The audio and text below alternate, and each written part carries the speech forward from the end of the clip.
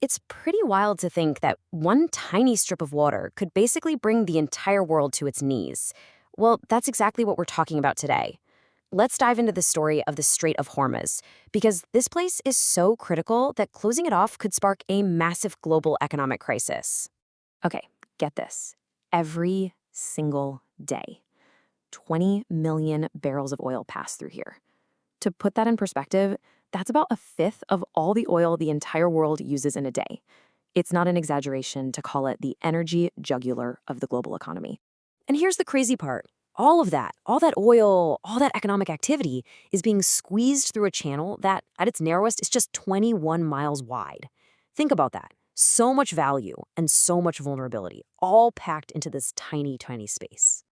So yeah, that leads us right to the big question, doesn't it? The question at the very heart of the 2026 crisis we're looking at. What happens when someone decides to just turn off the tap? Because the consequences, well, they're immediate, and they ripple out across the whole world. All right, first things first. We need to really understand why this waterway is so incredibly important. To get a handle on the 2026 crisis, you gotta grasp why the Strait of Hormuz is basically indispensable. We're not just talking about a line on a map here. This is the world's energy jugular, a lifeline for, everything from trade to global security. I mean, this place is the literal textbook definition of a strategic choke point. It's the only way for ships to get from the Persian Gulf out into the open ocean. That alone makes it the most important oil route on the entire planet. So you can imagine, any disruption here, yeah, it sends shockwaves absolutely everywhere.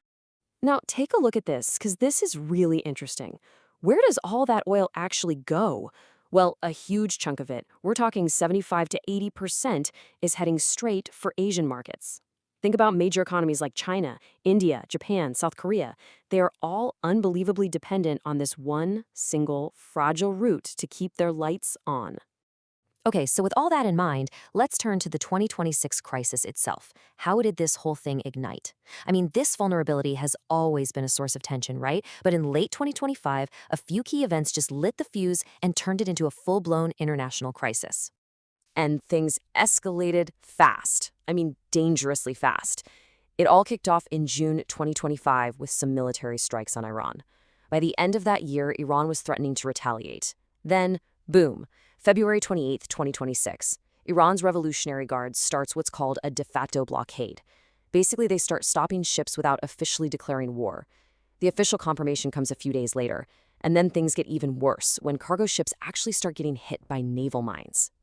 So the blockade begins, and the impact is immediate and dramatic. Iran's Islamic Revolutionary Guard Corps, the IRGC, they just move to shut down all maritime traffic. Instantly, you've got chaos on the high seas. And the message from the IRGC's naval commander, Rear Admiral Alireza Tangsiri, was absolutely chilling.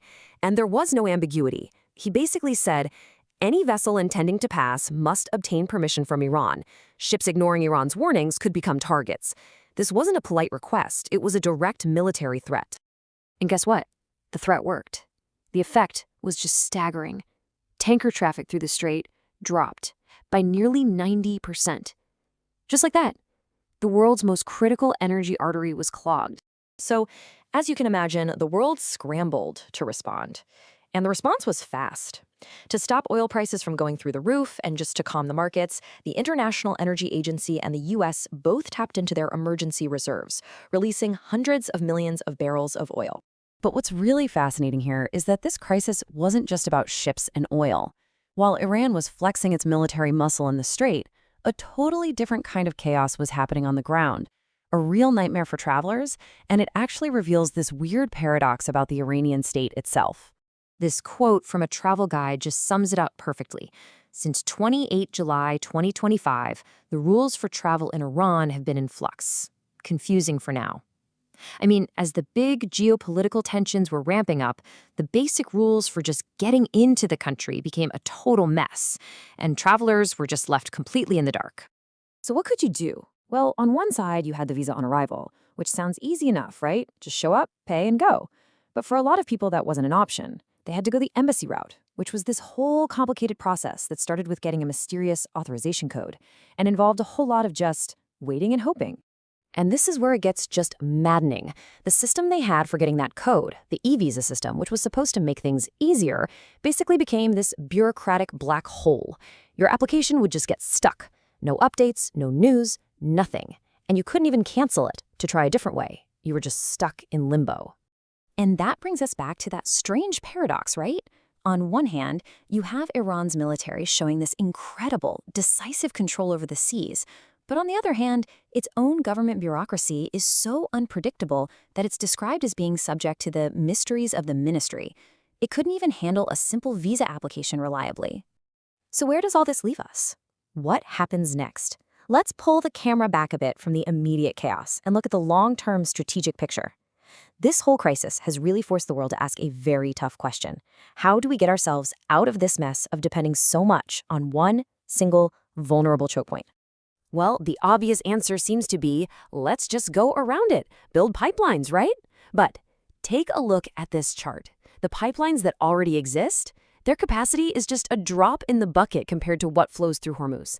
They're a nice buffer, for sure, but they are not a replacement. And that's just pushing the world to search even harder for more stable energy and trade routes.